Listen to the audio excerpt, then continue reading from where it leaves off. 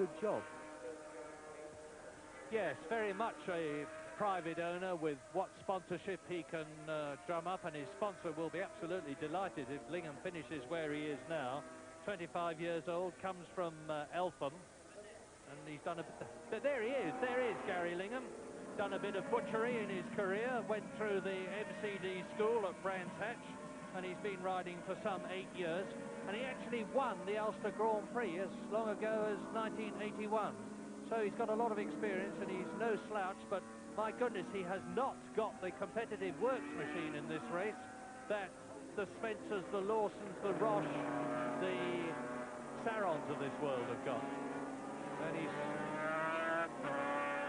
Yeah, it looks as if he's got some kind of trouble, because I saw him blipping the throttle there, which... Oh, what a tragedy. Must be... I wouldn't be surprised if it's water in the engine or something, because he was blipping the throttle. You can see smoke coming from the right-hand top cylinder. So that is very, very sad for poor Gary.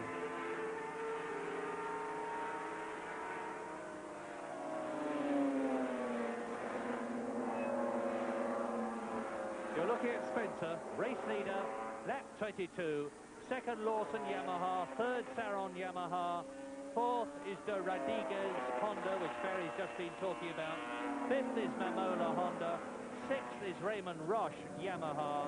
In seventh position, it's still Dave Peterson, the South African, and in eighth position, it's Roger Burnett.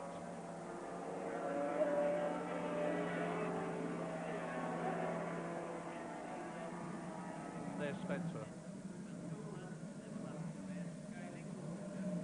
Into Copse as Lawson goes underneath the bridge. Well, I would have said that Lawson was getting a bit closer. Now let's see where Christian Saron is in relation to Lawson.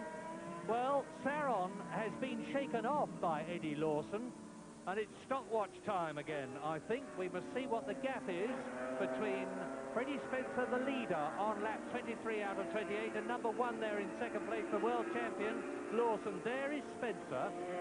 He's going on his way towards Chapel Curve and now down the Hanger Street. Let's keep looking. Yes, let's keep looking back. Is that Lawson? If it is Lawson, 1, 2, 3, 4, 5, 6 riders who are about to be lapped.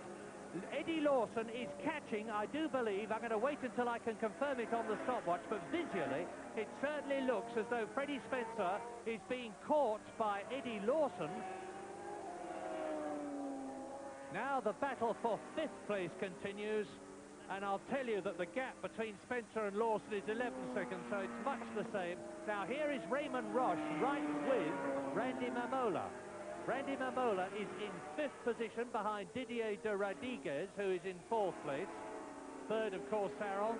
Second, Lawson, the leader, Spencer. And number 2, Randy Mamola on the V4 Honda. The American from Santa Clara is just ahead of, from Toulon, France, ex-world endurance champion Raymond Roche. Here's Spencer, last lap but one, and Mamola is pulling away now.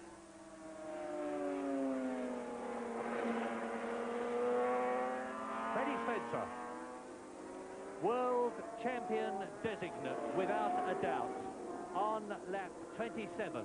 Just this and the last 2.93 mile lap to go after he has gone round Woodcote Corner, which he's approaching now.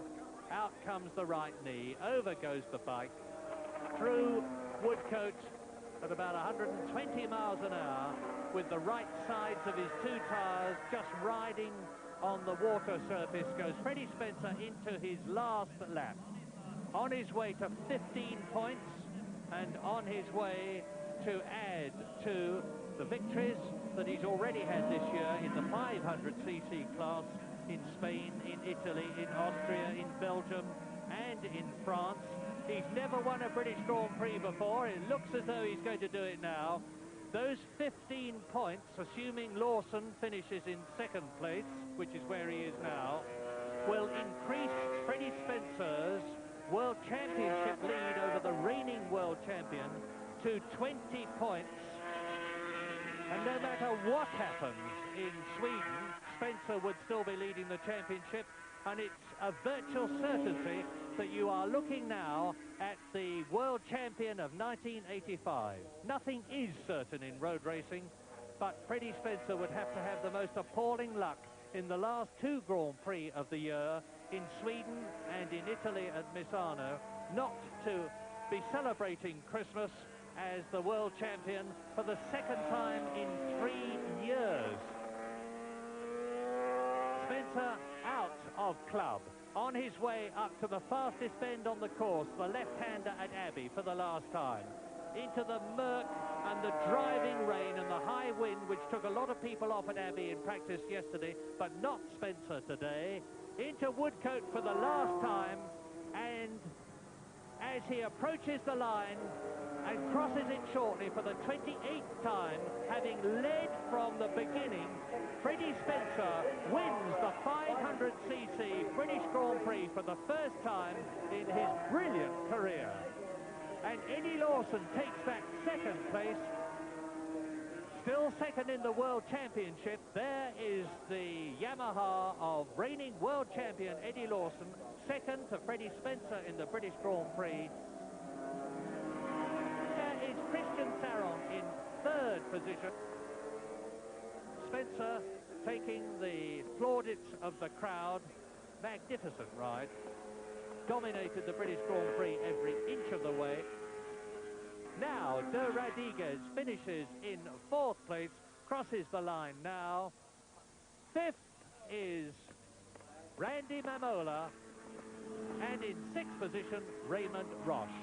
A split between the Hondas and the Yamahas, three of each in the first 6 places in the British Grand Prix. Victory for Freddie Spencer, who increases his World Championship lead over Eddie Lawson, second. In third position, Christian Saron. In fourth place, Didier de Rodriguez. In fifth position, Randy Mamola. And in sixth place, Raymond Roche.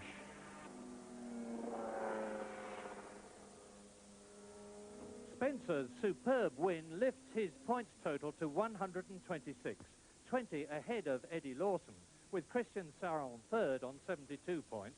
Wayne Gardner still fourth in spite of his retirement, Haslam fifth and Mamola sixth.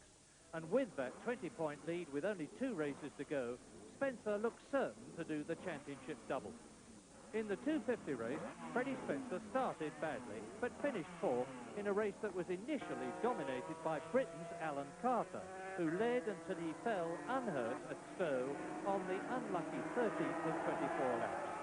Then Germany's Anton Mang, the only man who might have beaten Spencer in the championship, took over to win on his Honda from his fellow countryman Reinhold Roth, with another German, Manfred Hervé, finishing third. But Spencer's 8 points for fourth place made him unbeatable in the 250 World Championship and put him firmly on course for that unique 250-500 World Championship double. The 125 British Grand Prix was won by Austrian August Auinger, with Pier Paolo Bianchi second after brilliantly fighting through after a bad start. That second place took Bianchi into the lead in the 125 World Championship, ahead of his bitter rival Fausto Grissini, who finished fourth behind Jean-Claude Fellini. Well, the unprecedented bad weather at Silverstone resulted in the cancellation of the sidecar Grand Prix, and that's the first time that's ever happened. The next car Grand Prix is going to be from the magnificent Österreich Ring in Austria in 2 weeks' time. And of course, Grand Prix will be there. So now, from a very wet, a very bedraggled and a very windy Silverstone, on a day that's been dominated by Freddie Spencer, clinching the 250cc World Championship and looking well on his way to the 500cc Championship, it is goodbye.